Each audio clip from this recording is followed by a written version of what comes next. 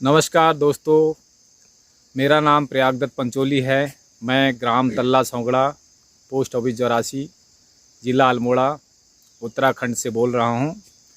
और मैं इस समय अपने पैतृक गांव ग्राम तल्ला सौगड़ा में हूं, जहां मेरे भाई लक्ष्मीदत्त पंचोली रहते हैं और यहां पर वो कृषि का कार्य कर रहे हैं। जैसा कि आप सभी जानते हैं, उत्तराखंड में पलायन एक विकट समस्या बन चुकी है बेरोज़गारी की वजह से। और लोग यहाँ पर यही सोचते हैं कि अब यहाँ पर कुछ भी नहीं हो रहा है, उत्पादन जीरो है उनके हिसाब से, क्योंकि वो मेहनत करना नहीं चाहते। तो जो इस तरह की सोच रखते हैं, उन सभी को मैं दिखाने के लिए आज मैं अपने भाई लक्ष्मीदत्त पंचोली के पास आया हूँ, जिन्होंने कि यहाँ पर साग सब्जी और अन्य तरह तरह की फसलें उगाकर एक मिसाल कायम करी है। और सारे इलाके में लोग इनको जानते हैं कि ये बहुत उत्कृष्ट उत्पादन कर रहे हैं और हर चीज़ में इनको दक्षता मालूम है और ये बहुत अच्छा कार्य यहाँ पर कर रहे हैं, लोगों के लिए एक मिसाल बने हुए हैं।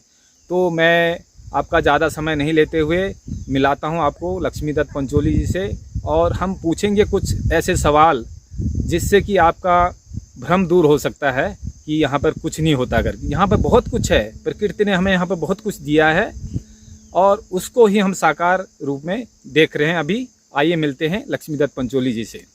सभी साथियों को मेरा नमस्कार। साथियों, मैं लक्ष्मीदत्त पंचोली गांव तल्ला सौगड़ा पोस्ट ऑफिस 84 से हूं। तो यहाँ पर अभी मैं कुछ खेती के बारे में जानकारी देना चाहता हूँ। मेरे भाई लोग यहाँ पर आए हैं, तो वो पूछ रहे हैं मुझसे। तो मैंने कहा कहीं हाँ, इसको हम जो है मतलब बाहर भी फैलाना चाहते हैं कि ये बाहर भी ये जाए। हमारी जो हम कर रहे हैं ये चीज़ को हम बाहर भी फैलाना चाहते हैं कि वास्तव में उत्तराखंड में कुछ है या नहीं है। तो हमारे भाई साहब पूछ रहे हैं कि मतलब यहाँ पर कुछ ये अच्छा कर रखा है, कैसे किया। तो इसके बारे में हम जानकारी देंगे, लेकिन उससे पहले हमारे भाई साहब यहाँ पर सवाल पूछेंगे, उसी के बारे में हम जानकारी देंगे। मैं सबसे पहले आपसे ये पूछना चाहता हूँ कि इस समय लोग शहरों की तरफ भाग रहे हैं, लेकिन आप पहले दिल्ली गए थे और दिल्ली से आप घर आ गए हैं खेती करने के लिए। तो आपको ये आइडिया कहाँ से आया कि यहाँ पर साग सब्जी से ही आप अपना भरण पोषण कर सकते हैं? तो हमें बताइए विस्तार से कि कैसे आपने शुरुआत करी है और किस तरह लोग भी इसको कर सकते हैं। देखिए साथियों, मैं पहले गांव में ही रहता था और गांव में जो है खेतीबाड़ी करके अपना आजीविका चलाता था। उसके बाद मैं बीच में दिल्ली चले गया। मैंने सोचा हो सकता है हम पहाड़ों में हैं, लेकिन इससे ज़्यादा हमको बेनिफिट दिल्ली में मिलेगा। दिल्ली में जॉब करके क्या पता हमको ज़्यादा पैसा मिल सकता है। जब हम दिल्ली गए तो हमने जॉब किया वहाँ पे, तो 8-10 हज़ार में हमने जॉब करी, जिससे कि हमारी आजीविका उतनी नहीं चली और हम उतने अपनी शौक इच्छाएं पूरी नहीं कर पाए उस पैसे से, और पैसे का स्रोत वहाँ पर बना नहीं, कुछ भी नहीं बना। फिर हमने सोचा कि यार इससे तो अच्छा था गाँव में तो इतना तो हम गाँव में ही कमा लेते थे, जिससे कि हमारा मतलब ना पानी का किराया है, ना मकान का किराया है, ना बिजली का किराया है, ये नहीं देना पड़ता था हमको।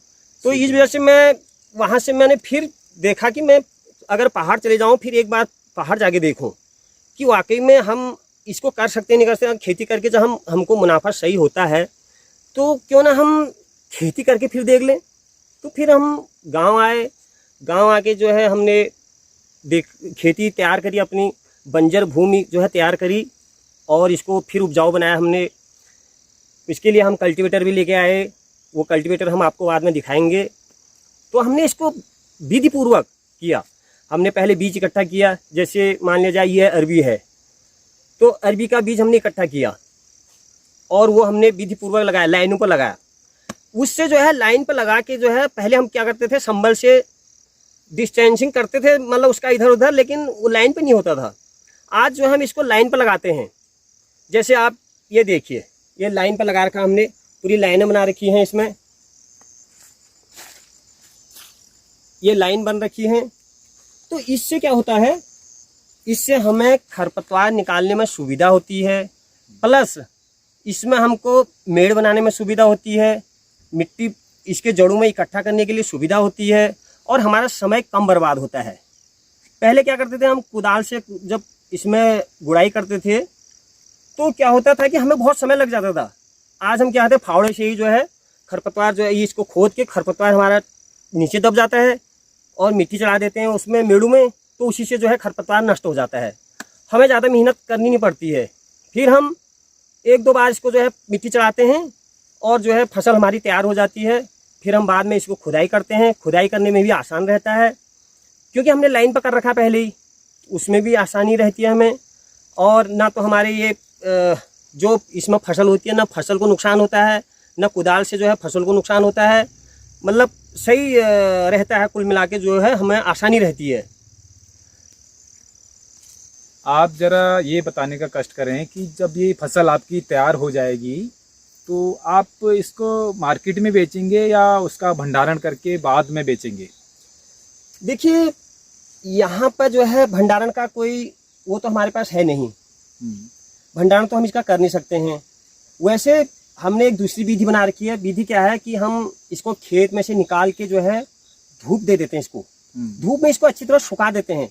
सुखाने के बाद तो हम इसका भंडारण कर सकते हैं। उसके बाद ये खराब नहीं होता है, ना ये गलता है और इसको नमी नहीं लगनी चाहिए। उसके बाद ये गलता भी नहीं है। ये पूरा 6 महीना चल जाता है। तो 6 महीने के अंदर हम इसको कभी भी निकाल सकते हैं। मतलब हमें ये नहीं कि हमें ये निकाल दिया है अभी हम दे दो, ये जरूरी नहीं है। हम इसका भंडारण कर सकते हैं। उसके लिए यह है कि हम इसको पहले धूप में अच्छी तरह सुखाएं। सुखाने के बाद हम इसका भंडारण कर सकते हैं। चाहे हम इसके जूट के बोरियों में कर सकते हैं, जूट के कट्टू में कर सकते हैं। इस प्रकार हम भंडारण करके जो है इसको कभी भी कहीं भी दे सकते हैं। तो हमारे पास डिमांड का क्या है कि मार्केट से डिमांड आ जाती है। कोई कहता है कि 50 किलो, कोई कहता है 2 क्विंटल, कोई 5 क्विंटल, ऐसी मतलब डिमांड आती है बाहर से। तो हम जैसी डिमांड आती है उसको तुरंत वहाँ पहुँचा देते हैं। और कुछ ग्रामीण क्षेत्र के जो है हमारे गांव के लोग जो है यहीं पर पहुंच जाते हैं, वो ले जाते हैं 20 किलो या 50 किलो जो भी है, वो फुटकर भी हम दे देते हैं।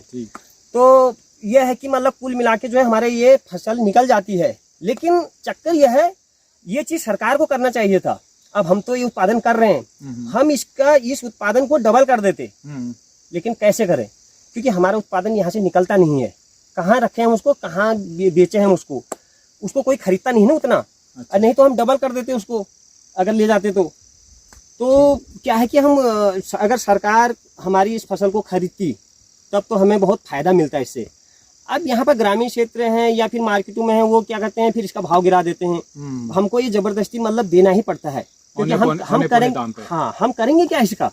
तो मतलब आप स्पष्ट शब्दों में ये कहना चाहते हैं कि सरकार अगर आपकी फसल को खरीद ले, हाँ, और आप अपनी जो ये पैदावार है उसको डबल कर सकते हैं। डबल कर सकते हैं, बिल्कुल बिल्कुल। क्योंकि आप इस वजह से डबल नहीं कर पा रहे हैं क्योंकि उसको मार्केट नहीं मिल रही। सरकार की तरफ से कोई ऐसी एजेंसी नहीं है जो डायरेक्ट आपसे खरीद के उसको मार्केट में ले ले। बिल्कुल, और आपको सीधा बेनिफिट मिले उसका। हाँ। आपको मतलब फुटकर बेचना पड़ रहा है या दूर दराज मार्केटों में ले जाके बेचना पड़ रहा है। इस वजह से आपको भी एक दिक्कत है। बिल्कुल बिल्कुल दिक्कत है, समस्या नजर आ रही है।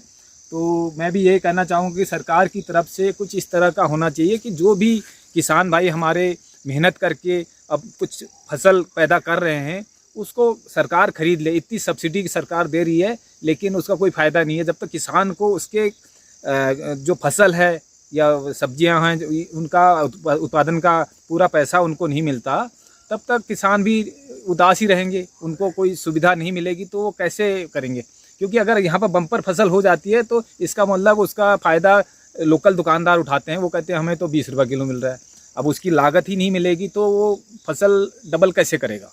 तो सरकार को इस दिशा में कदम उठाना चाहिए जो कि इधर की लोकल अथॉरिटीज़ हैं, तो ताकि किसानों को उसका फ़ायदा मिल सके और उनको ऐसी समस्या का से जूझना ना पड़े। अच्छा, मैं एक चीज़ और देख पा रहा हूँ कि यहाँ पे ना तो बैल हैं, लोगों ने सब बैल वगैरह कुछ रखने छोड़ दिए हैं। बिल्कुल बिल्कुल। और तो आप ये कैसे इनको जोतते हैं खेतों को? देखो, इसके लिए हमने क्या किया है कि कल्टीवेटर ला रखे हैं हम। अच्छा। हाँ, तो कल्टीवेटर ला रखे हैं। कल्टीवेटर से जो है हम इसकी जुताई करते हैं। अच्छा। हाँ, और जुताई करके जो है कल्टीवेटर का फिर सुरक्षा में रख देते हैं क्योंकि हमने तो हर साल उसी से करना है। तो बैलों से तो वो बहुत अच्छा है अच्छा हाँ, बैलू से बहुत अच्छा है और कल्टीवेटर से जो है उत्पादन भी सही होता है, क्योंकि वो मिट्टी को एकदम बारीक बना देती है और खरपतवार जितना भी होता है उसको वो नीचे डाल के वो सड़ जाती है। खरपतवार जितनी घास फूस होती है वो सड़ जाती है, उससे जो है इसमें खाद भी बन जाती है। अब ये ऊपर जितने भी इसके जो भी पत्ते हैं इसको काट के इसमें फेंक देंगे तो कल्टीवेटर से बाद में क्या होगा कि ये नीचे डाल देता है, इसको पलट देता है इसको, उसके बाद इसमें खाद बन जाती है, इसी से खाद बन जाती है और हमें इससे बहुत फायदा मिलता है। हमारी जो उपजाऊ जो हमारी उपज है वो बहुत अच्छी होती है।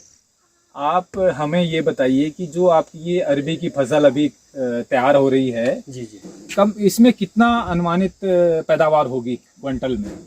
देखिए पिछले साल हमने जब ये अरबी की फसल बोई थी तो हमने बाद में आंकड़ा लगाया, इसका करीब 35 के समथिंग 35 क्विंटल के लगभग हमने जो है अरबी निकाली इसमें से। जी, जी, जी। और और इस साल करीब 55 से 60 क्विंटल तकरीबन जो है इसमें निकलेगा, क्योंकि हमने उत्पादन बढ़ा के कर रखा है इस बार।